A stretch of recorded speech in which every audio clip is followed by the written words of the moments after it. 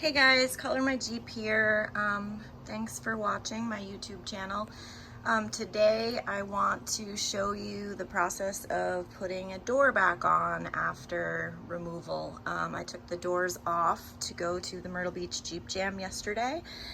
I have this really cool door holder cart from Go Without Doors, small company out of Florida. Highly recommend. This cart is awesome. It holds 2 doors or 4 doors. That side flips down. The doors to go here facing interior to each other.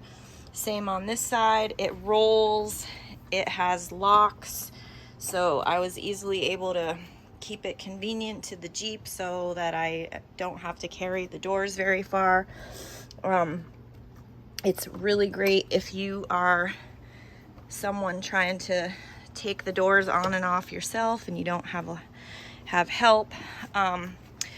So I have my off-road mirrors right here, my CMM mirrors. Super easy to put them on and off. I love these things. Best investment ever. They literally just go in your pillar. I have another video on how to install these, so check that out. But there you go, ready to put the door back on. Easy peasy. I just store them in the pocket behind the seat so I always know they're there.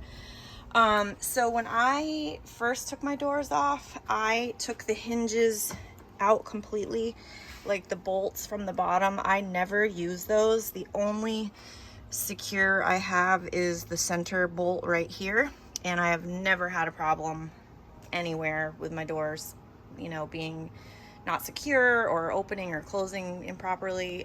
So I would highly recommend, once you take these hinge bolts out, just leave them out. There's actually a spot in the back of your Jeep, I would show you, but mine's blocked up right now, where you can store those bolts so you don't lose them. Okay, so without further ado, I am going to put this camera down where hopefully you can watch this process without too much trouble. And I am going to get this door. Essentially, when you take the door off, you want to make sure you leave your window down. It just makes it a lot easier. Ooh, and you also don't want to crash your door into anything. I usually set it here and get a firm grip on the outside and the mirror. And basically, just want to line up your hinges.